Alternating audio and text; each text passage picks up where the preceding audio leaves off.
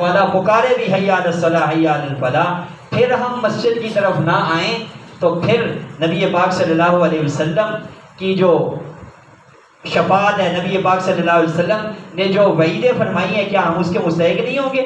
شفاعت سے محروم نہیں ہوں گے؟ اور پھر نبی پاک صلی اللہ علیہ وسلم نے جہاں اس کی وعیدیں بیان فرمائی، اس کے فضائل بیان فرمائے، حضرت ابو ذر غفاری رضی اللہ تعالیٰ عنہ فرماتے ہیں نبی پاک صلی اللہ علیہ وسلم گھر سے نکلے، موسم تھا خزاں کا، پتجھڑ کا موسم تھا، اور موسم خزاں میں آپ جانتے ہیں کہ پتے بہت کثرت کے ساتھ درختوں سے جڑ رہے ہوتے ہیں، گر رہے ہوتے ہیں۔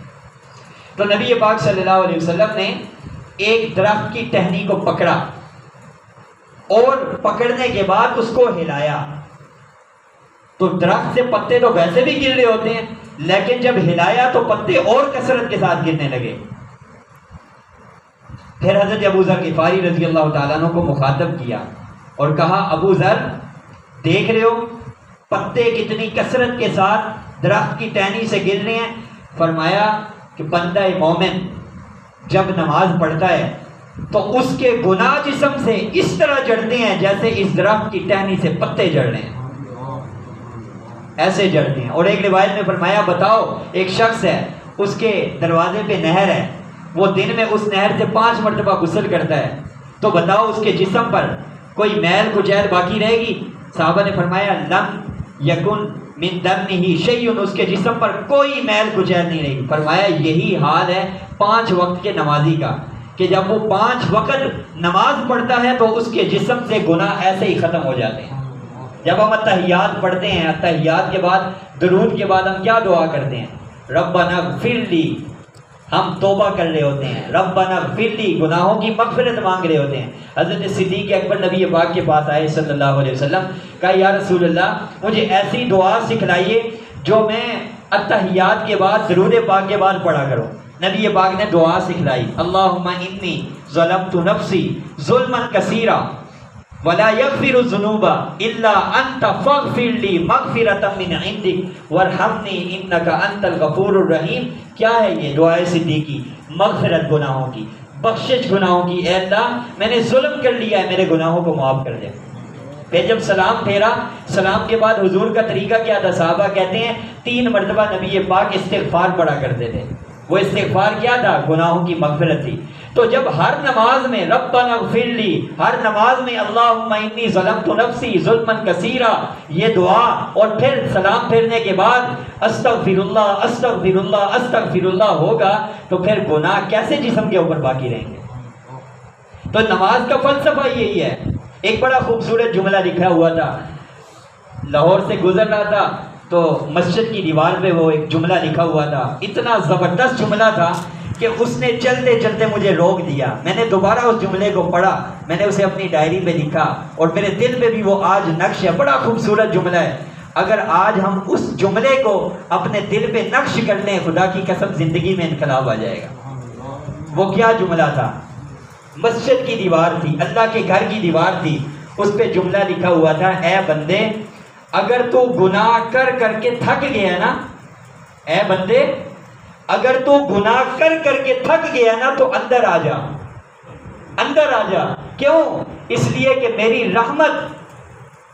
رحمت تیرا انتظار کر کر کے اب تک نہیں تھکی ہے، میری رحمت اب تک تیرا انتظار کر کے نہیں تھکی ہے، تو آ جا۔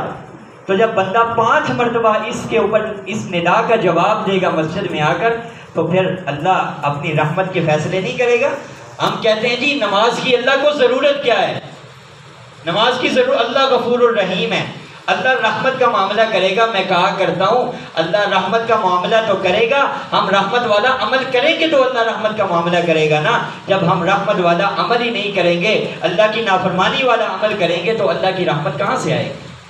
تو اس لیے میرے بھائیوں، یہ نماز کی اہمیت بیان کرنے کا مقصد صرف یہ ہے کہ ہم مساجد کو آباد کرنے والے بن جائیں، نماز کے فریضے کو ادا کرنے والے بن جائیں۔ ایک طرف ہم کتنے کہتے ہیں ہم حضور کے لیے جان دے دیں گے، اور حضور کہہ رہے ہیں کہ میری آنکھوں کی ٹھنڈک نماز ہے، پھر بھی ہم مسجد کی طرف نہیں آ رہے۔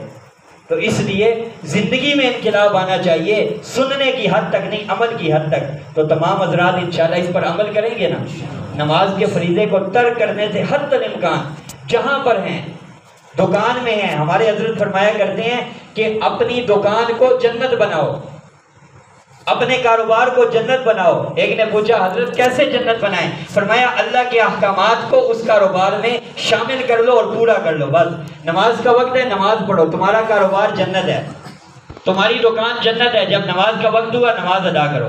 کیا ہے 24 گھنٹے میں جو اللہ ہماری سانسیں چلا رہا ہے، 24 گھنٹے سانس اندر جا رہی ہے باہر آ رہی ہے، وہ اللہ اگر 1 گھنٹہ ہم سے مانگ رہے ہیں تو 1 گھنٹہ ہمارے پاس نہیں ہے اس اللہ کے لیے۔ تو اس لیے نماز کا اہتمام، انشاءاللہ نماز کے اوپر مستقل ہمارے خطبے چلیں گے، نماز کے مسائل کے اوپر بھی اور نماز کے الفاظ کے معنی کے اوپر بھی انشاءاللہ العزیز۔ تو آپ نے وقت پر آنا بھی ہے اور سن کر کے اس پر عمل بھی کرنا ہے۔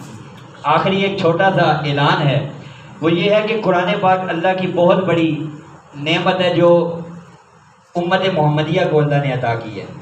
فرشتوں نے زمین و آسمان کی پیدائش سے پہلے جب اللہ سے تلاوت سنی تھی نا تو کہا تھا 3 جملے گئے تھے، اب وقت نہیں ہے اس کی تفسیر کی۔ ایک جملہ اس میں یہ کہا تھا کہ کتنی خوش نصیب ہوں گی وہ زبانیں جو اس قرآن کی تلاوت کریں گی۔ زمین و آسمان سے پہلے فرشتوں نے کہا تھا، لیکن آج نبی پاک صلی اللہ علیہ وسلم کی امت کو اتنا بڑا اللہ نے تحفہ دیا ہے، آج قرآن پاک سے اتنی دوری ہے۔ ایک طرف سکول کی تعلیم ہے، عصری تعلیم ہے، انگلش کی تعلیم ہے، باقی تعلیمیں ہیں ساری، وہ سب بالکل وقت کی ضرورت ہے، ان کی طرف ہماری توجہ بھی ہے، پورا فوکس بھی ہے، لیکن جو قرآنی تعلیم ہے، قرآن کا پڑھنا ہے، ناظرہ ہے بالخصوص، اس کی طرف ہماری کوئی توجہ نہیں ہوتی۔ وجہ کیا ہوتی ہے کہ ہمارے دل میں قرآن پاک کی تعلیم کی اہمیت ہی نہیں ہے، ہم نے اس کو تعلیم سمجھا ہی نہیں ہے۔ وہاں فیسیں لگاتے ہیں، ہزاروں روپے دے کر کے بچوں کو پڑھاتے ہیں، سکول پڑھ کے آتے ہیں پھر ٹیوشن بھیجتے ہیں، وہاں ہزاروں روپے دیتے ہیں، لیکن مسجد میں فی سبیل اللہ حافظ قرآن، قاری قرآن امام مسجد پڑھا رہا ہوتا ہے لیکن بچوں کو نہیں بھیجا جاتا۔ ایک دن آتے ہیں 10 دن چھٹی کرتے ہیں، لیکن سکول میں ایک دن غیرحاضری کر لے تو کتنی سرزنش ہوتی ہے، کتنی سختی ہوتی ہے۔ یہی وجہ ہوتی ہے کہ پھر جب بڑے ہوتے ہیں وہی بچے، تربیت نہیں ہوتی، باپ کا جنازہ ہوتا ہے، خدا کی قسم ہم نے بیٹوں کو دیکھا ہے جنازہ نہیں پڑھ رہے تھے، کیوں؟ طریقہ ہی نہیں آتا تھا جنازہ پڑھنے کا۔ پھر یہ نتیجہ ہوتا ہے، پھر کیسے ہمارے لیے صدقہ جاریہ یہ اولاد بنے گی جب قرآن پڑھنا ہی نہیں آئے گا۔ اس لیے مسجد میں، یہاں پر آپ کی مسجد میں باقاعدگی کے ساتھ جمعے کے علاوہ 6 دن قرآن پاک ناظرے کی کلاس ہوتی ہے اور قرآن پاک کے مخصوص حصے پڑھائے بھی جاتے ہیں، یاد کروائے جاتے ہیں۔ ہمارے پاس جو بچے پڑھتے ہیں الحمدللہ ان کو سورہ بقرہ کا پہلا رکوع، آخری رکوع، سورتیں، دیگر بہت سا حصہ یاد ہے، سورہ یاسین یاد کر رہے ہیں، صرف ایک دن میں حفظ، باقی 5 دنوں میں ناظرہ قرآن۔ تو اپنے بچوں کو مسجد میں بھیجیں۔ یہ جو ٹیوشن والی باجیوں کے بعد دوسرا تیسرا بھیجتے ہیں، ہمارے پاس ایسے بچے آئے ہیں قرآن پڑھا ہوا تھا، پورا ناظرہ کیا ہوا تھا، ہم نے باقاعدہ قاعدے پہ لگایا، کیوں؟ بالکل تلفظ ہی نہیں تھا۔ تو اس لیے اپنے بچوں کو یہاں پر عصر کی نماز سے پہلے 4:45 کا ٹائم ہے، بچوں کو بھیجے، عصر کی نماز تک وہ قرآن پڑھیں گے، عصر کی نماز پڑھ کے وہ گھر چلے جائیں گے، اور سختی کریں کہ پابندی کے ساتھ بچے مسجد میں آئیں، تو اس کا بھی اہتمام ہوگا انشاءاللہ۔ اللہ تعالیٰ عمل کرنے کی توفیق عطا فرمائے۔